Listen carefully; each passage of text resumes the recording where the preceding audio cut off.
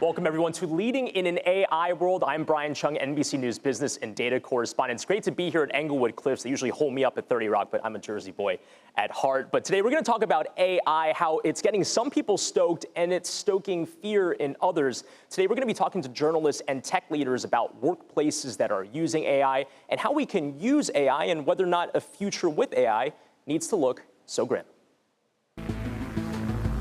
Artificial intelligence that can write stories, jokes, essays, and now it's even passed a high-level business school exam. And like other forms of AI, the more advanced the technology gets, the more likely it could eliminate jobs. What was your first reaction when ChatGPT launched?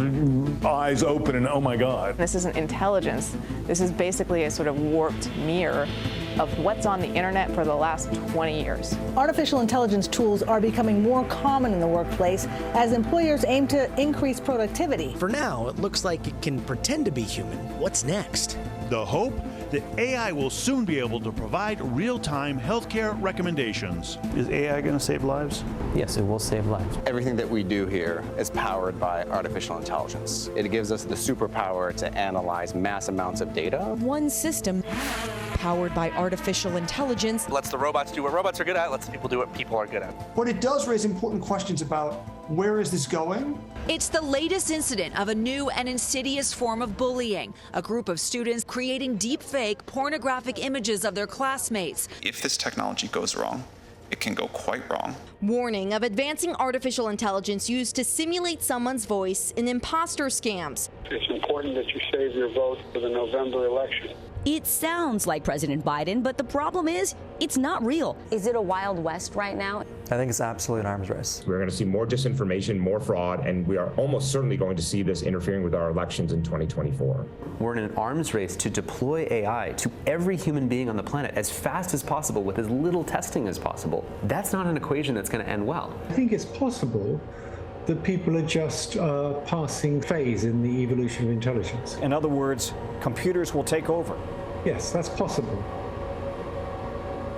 Well, certainly some Black Mirror vibes there, but there are also some real applications for this. So to unpack the future of AI, we brought in an expert panel here, starting off with Al Ming, NBC Universal News Group SVP of Digital Product and Design. We also have Emily Wilkins, CNBC DC correspondent, Sheila Kolhatkar, the New Yorker staff writer, and Richard Robinson, Robin AI founder and CEO. I can confirm that they are all real humans, not AI generated. And I do want to just take a brief moment to thank all of those that are participating virtually. And please make sure to drop your questions in the Q&A box to the right of your screen, and we'll get to them throughout this discussion. We'll also be taking questions from students at our NBCU Academy partner schools. We want to give a shout out to the students at Columbia College Chicago, who are holding a watch party right now. There we go, get involved. And we also have middle and high school students from Slam Miami Charter School as well. Look at that crowd over there, a lot of fun.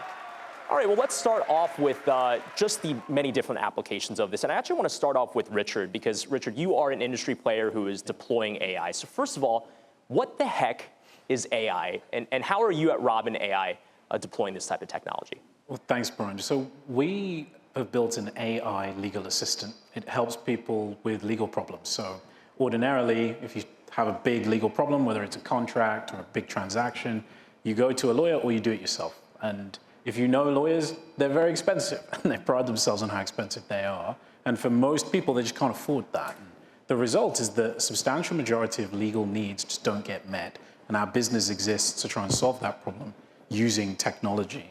I think what AI is today, more broadly, is it's a layer of intelligence that has synthesized lots of data and can reproduce text in a really convenient way. When you think about it, a lot of jobs in the economy are really just about text. They're just producing words in a particular pattern. So lawyers, to a large extent, most professional consultants, even journalism, parts of those jobs that in the past took a long time were extremely difficult to do, AI is here as an accelerant to basically help us as an assistant, or a co-pilot is becoming the popular phrase, to help us do the things that we need to do much faster than we could do without it. Emily, I want to turn to you about the regulatory story here, because as we saw from the sizzle reel, there are some real concerns and questions about how this type of technology is being deployed. But as we know, Congress can tend to move slowly sometimes on things. Glacial pace.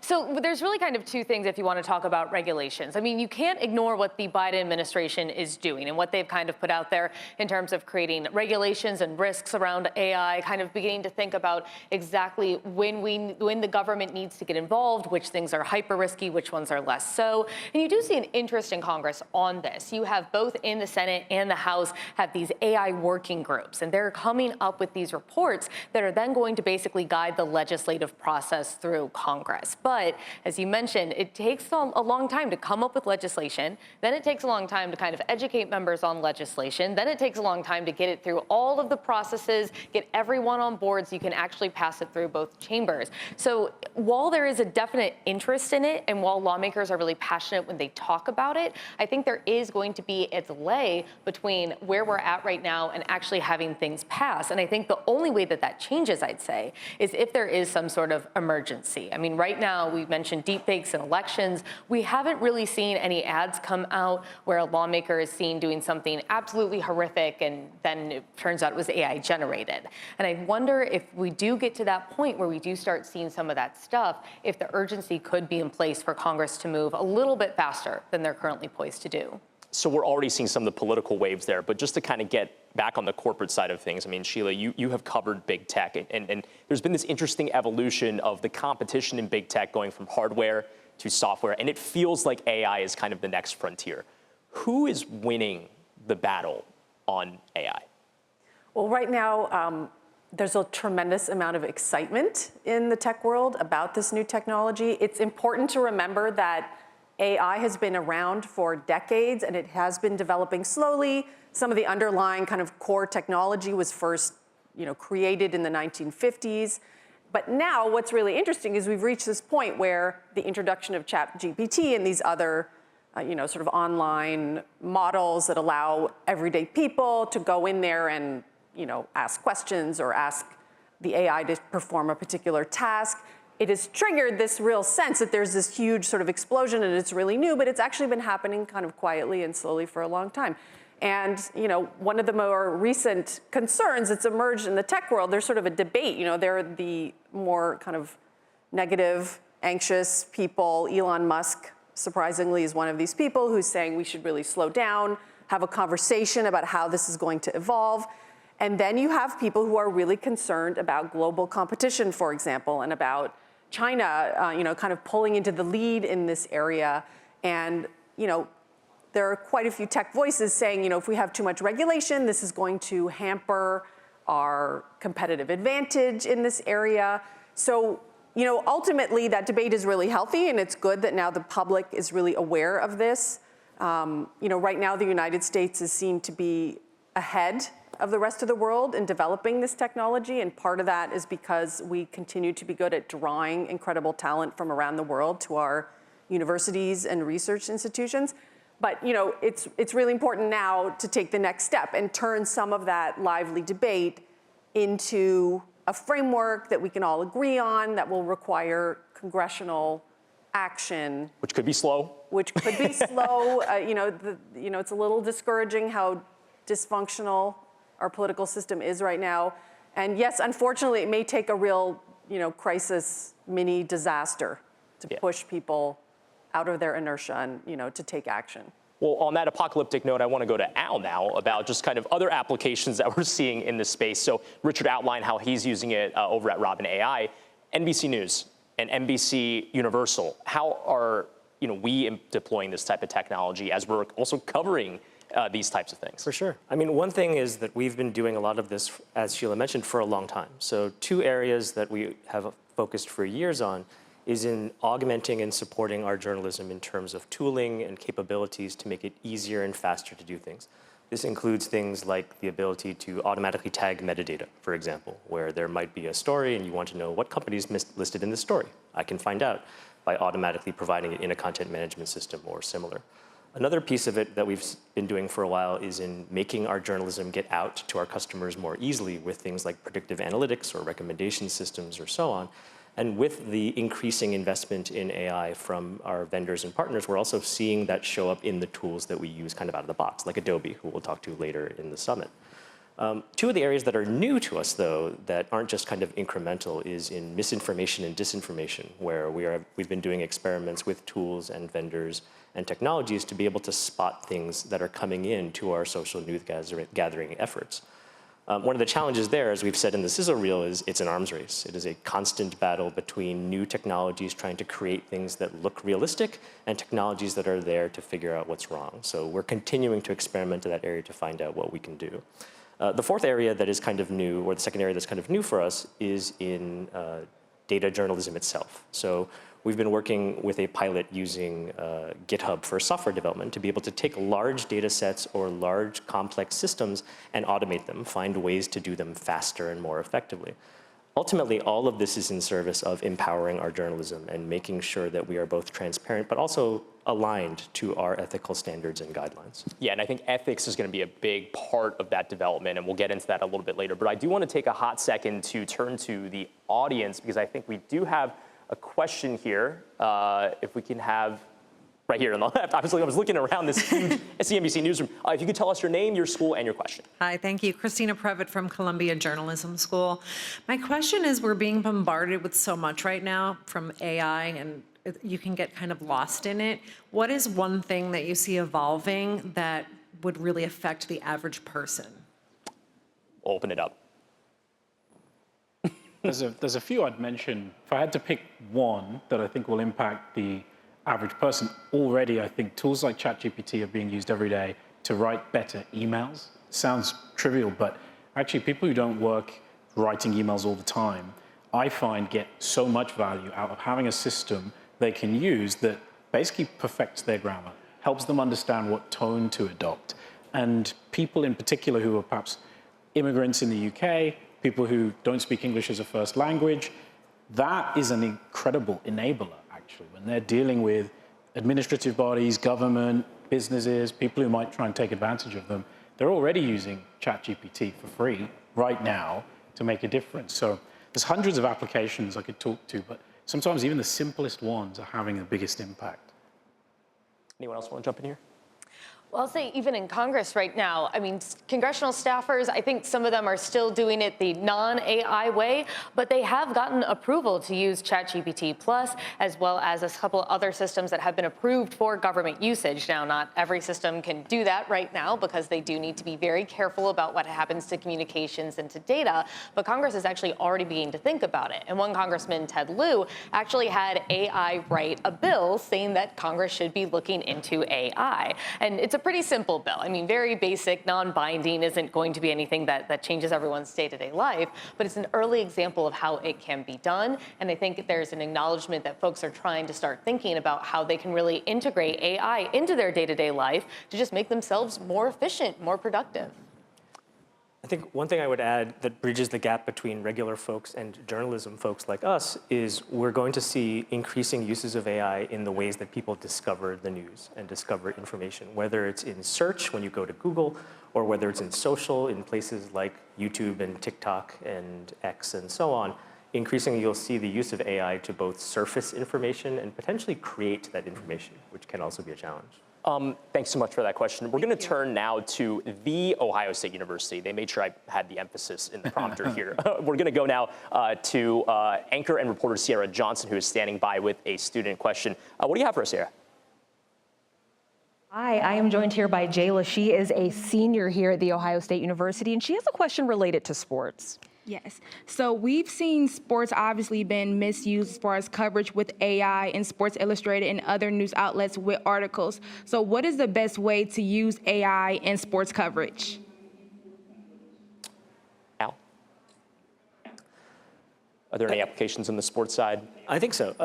One of the things that we've held very clear is the idea that journalism is done by journalists. Like the ability of AI to support and assist is potentially invaluable, but you don't want it going straight to the consumer, because if you don't know where the information is being generated and you haven't looked at it first, you're not necessarily adhering to the right kinds of levels of standards and ethics and support of what you need to do. So what we might see, and it's broader than sports itself, but it's connected to the idea that sports is often about data and breaking news and information, is that you want to make sure that it has a layer of human interaction on it, whether it is at the beginning, whether we get to a point where we're training the models well enough that they have a level of accuracy that is enough. That ultimately is the issue that Sports Illustrated and other folks experimenting with generative AI directly encounter. And you mentioned Sports Illustrated, a very interesting situation over there where they were using AI to generate their stories, which has raised a lot of questions about displacement of the labor force. Could you replace reporters effectively, sports reporters, and beyond that with AI technology? But then also, if you do generate AI content using these tools, what is the proper disclosure? What is the proper way to explain to people that are viewing or consuming that content that it's AI generated? I don't know if anyone has thoughts on the Sports Illustrated story or broadly speaking, the ethics of disclosing that.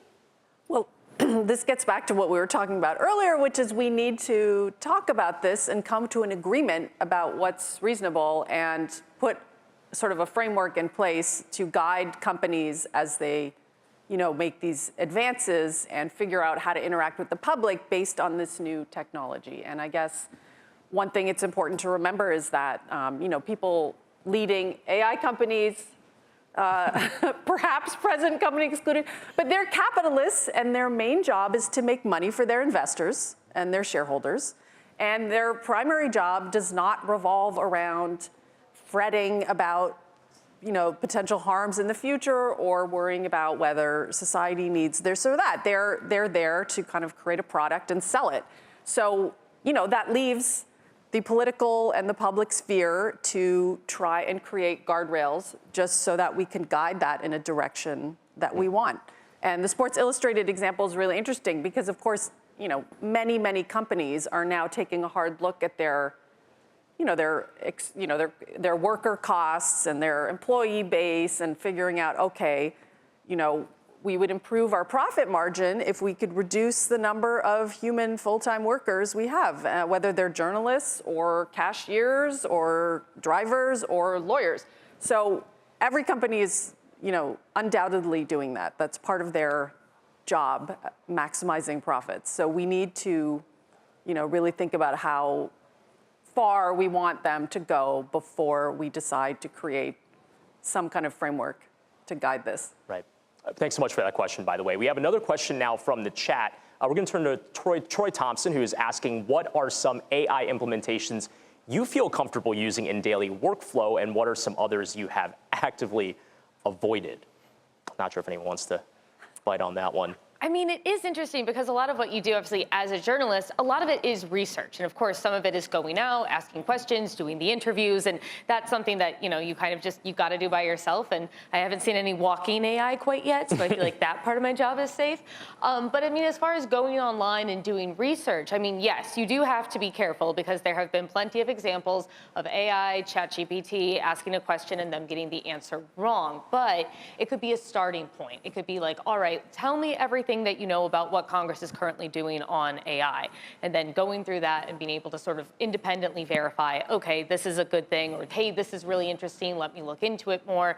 So kind of just very much using it as a starting piece of your ultimate research, because there's so much that goes into a lot of these stories, finding the data, finding the reports, finding the right people. So I think that could be one of several elements just in the research part of things for reporters.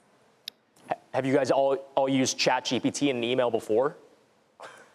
I have. I use it. I use it every day. I mean, I use these. You will use all of these tools every day for everything you do. That's the direction of travel.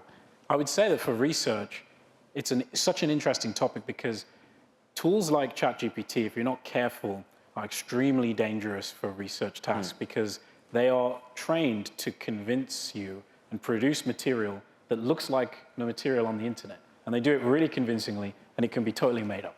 And so we've had lots of cases of lawyers who have gone to court, cited cases, and they don't exist. But there are tools that have built guardrails to protect you against that. So one tool I would recommend is an application called Perplexity. And Perplexity is an AI tool that basically runs a Google search, produces the answers, and gives you an answer with citations. And so if you're ready to, and you should, you can click through and check and validate everything the model says. But if you're approaching a new topic, then it gives you so many answers that you maybe wouldn't have found if you were running an ordinary Google search. It's more of an answer engine than a search engine. And that's just a good example of a tool. It wasn't really possible until something like ChatGPT came along. So even in the world of research, you have the bad, where an application might make something up that looks convincing, and if you don't do your homework, you can say something that's not true.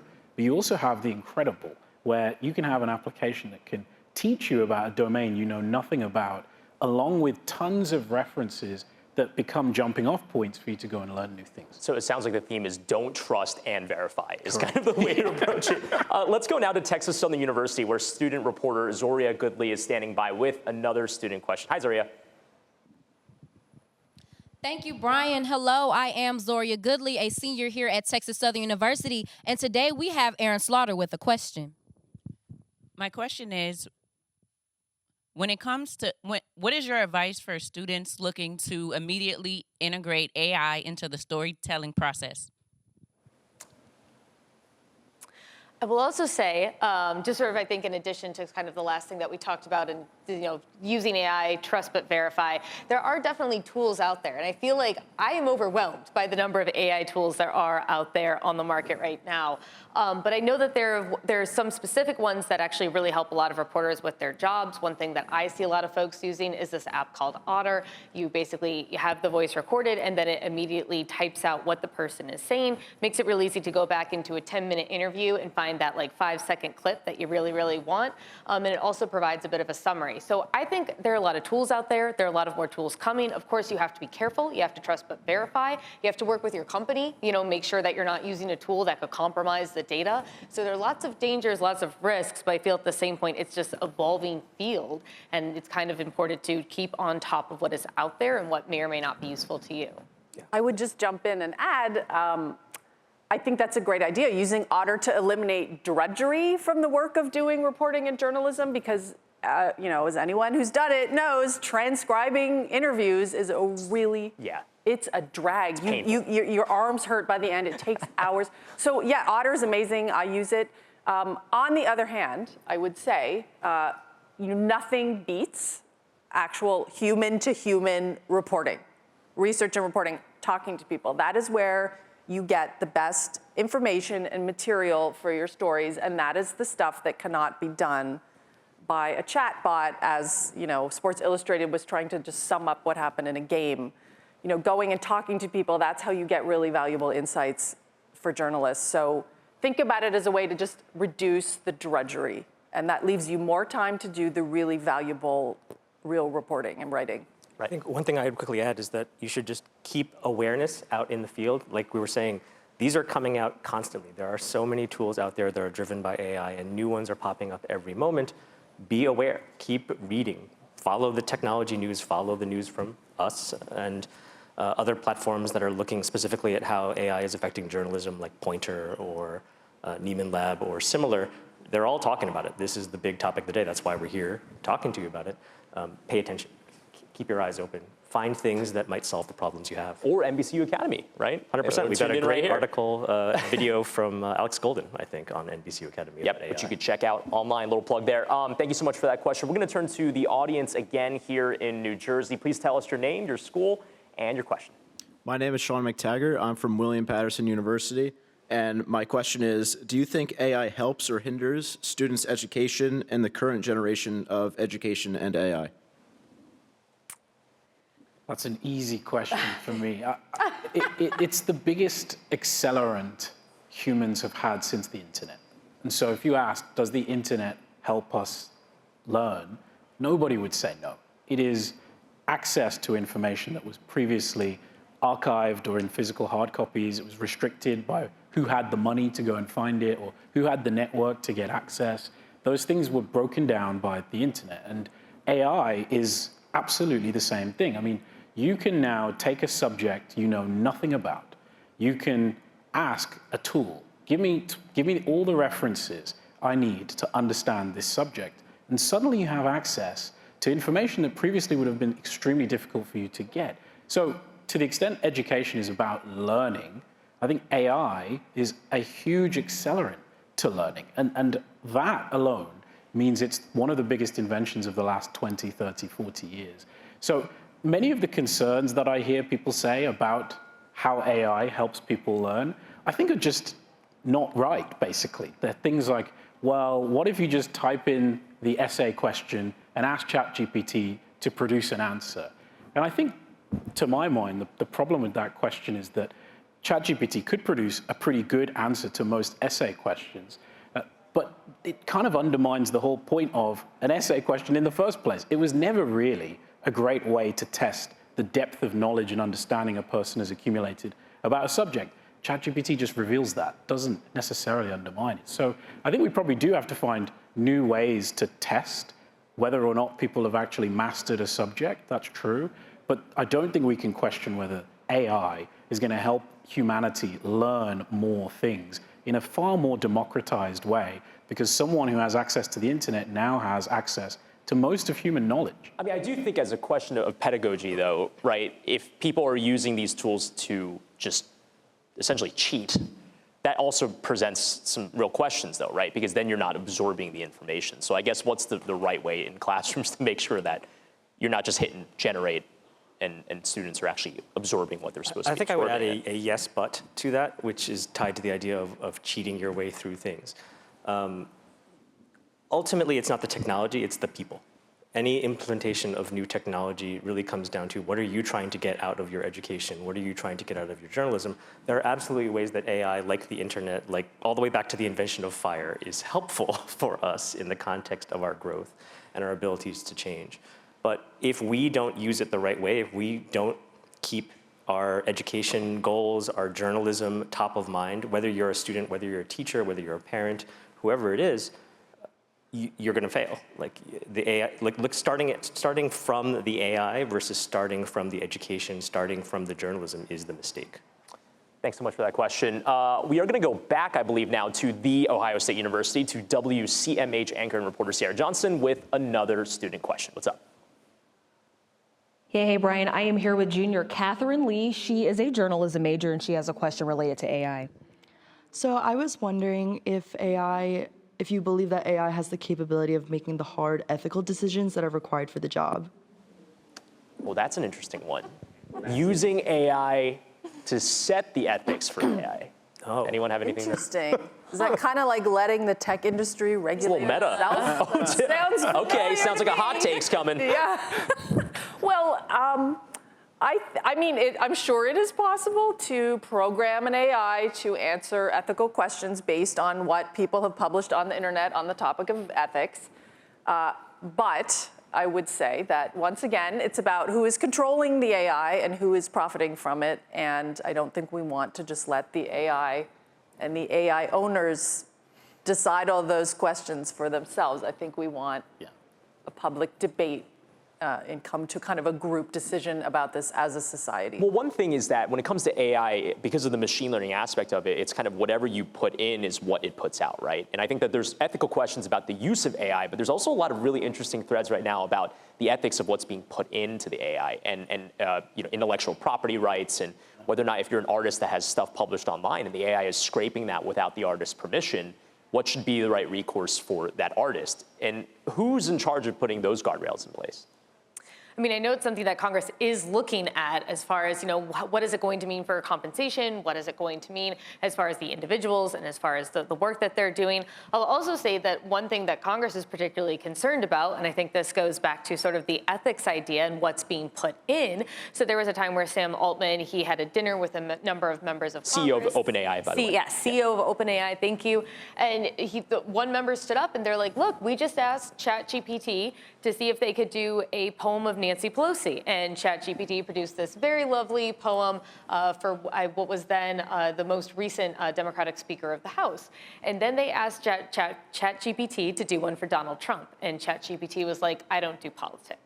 And so clearly, and Sam Altman, you know, he was very open to hearing that feedback, and he was like, obviously, you know, we still have more work to do with this. But it is sort of a thing where you are beginning to realize there are various, you know, holes in the system as far as what inputs are, as far as how different data is treated and different data is looked at. And I don't think it doesn't mean that we all have to sort of step back and be like, okay, well, let us know when the AI is ready and we'll go use it. It just, again, means that you have to do your homework. You have to be cognizant that this is a tool, but it is not not necessarily the end result of what you should be putting forward as your work? As a non-journalist, I really think this question goes to the heart of what a journalist is for. You know, ChatGPT and tools like it, they produce words, and that's cool. But what really matters is, what do the words mean?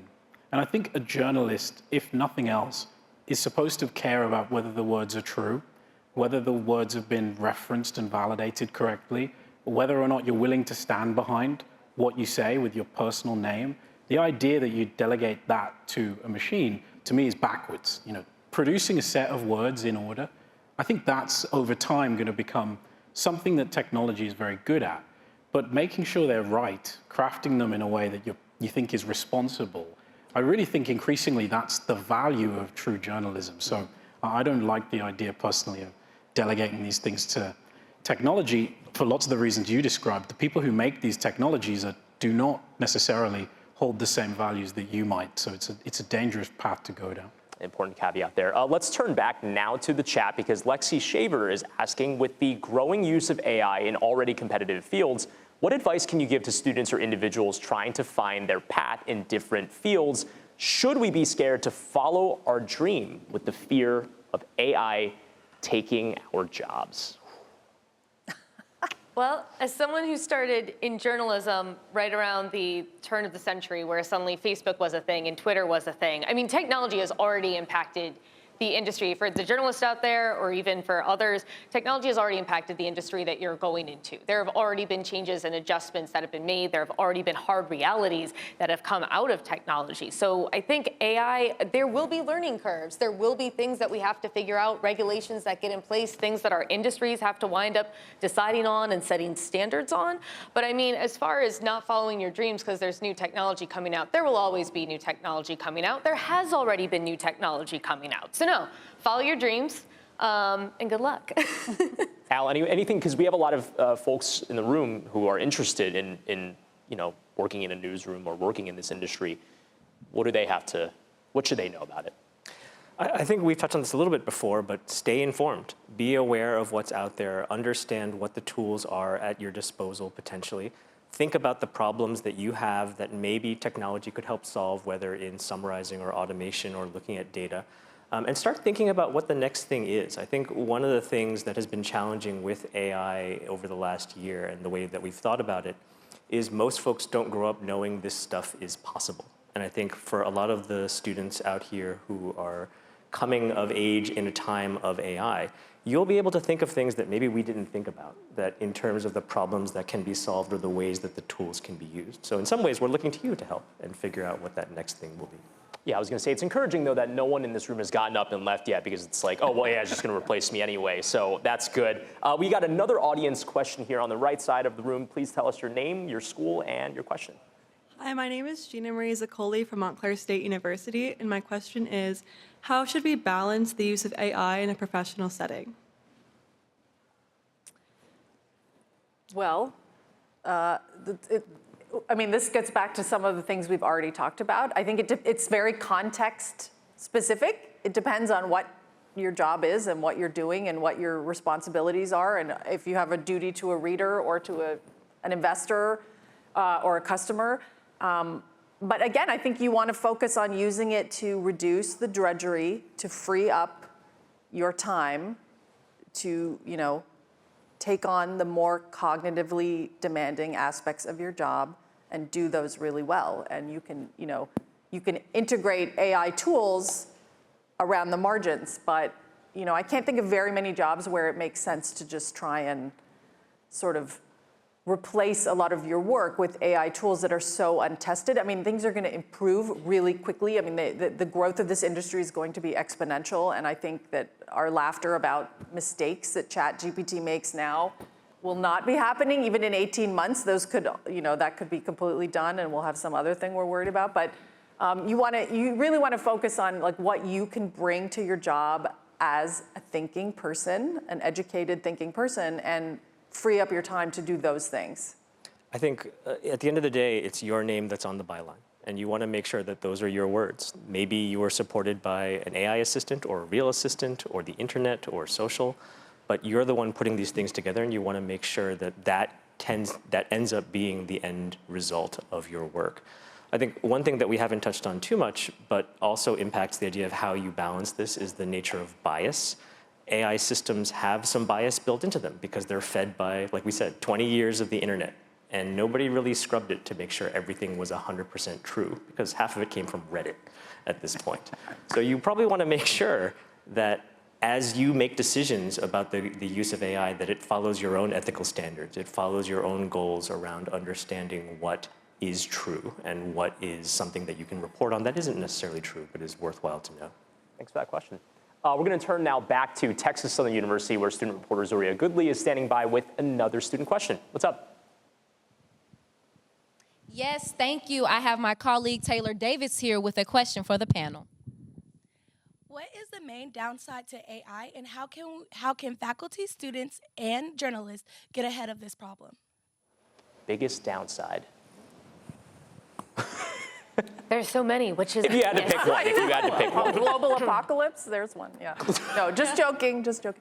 No, well, there's so many, I mean, as with anything, there are pros and cons, trade-offs, and you have to kind of look at it on a case-by-case basis. But yes, what is the downside? The downside is that, you know, a lot of journalism could be replaced by low-quality automated text. I think that would be a real problem. That would be a tragedy, actually.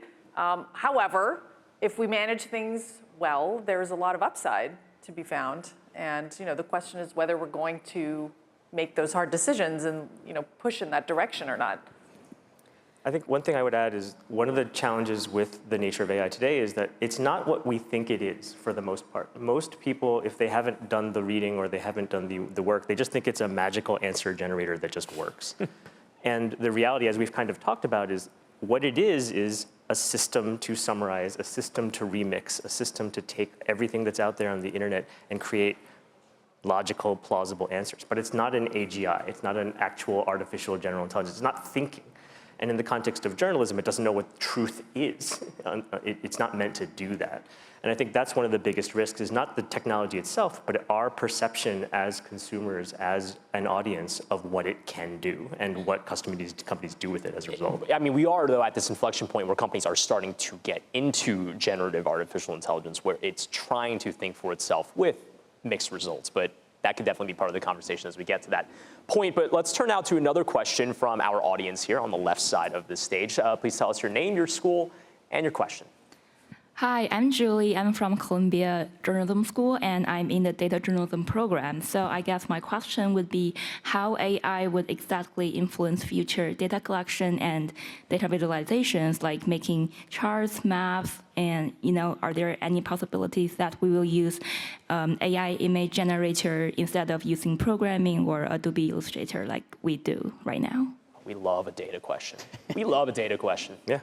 Absolutely. One of the things that a lot of the data journalism folks out there over the last year have been doing is using AI to handle big problems, essentially. Huge sets of data, huge amounts of content that are often traditionally very labor and time intensive to use, using tools like GitHub Copilot or Gemini to author code for you, to handle simple situations of trawling through data, using LLMs to summarize content across large numbers of data points that are out there, as well as the tools that are starting to get built into tools like Adobe, tools like Figma, et cetera, tools like HighCharts, to be able to build visualizations of those. So I think you'll see in the data journalism field a lot of opportunities to take advantage of the new AI technologies that will support you rather than automating you.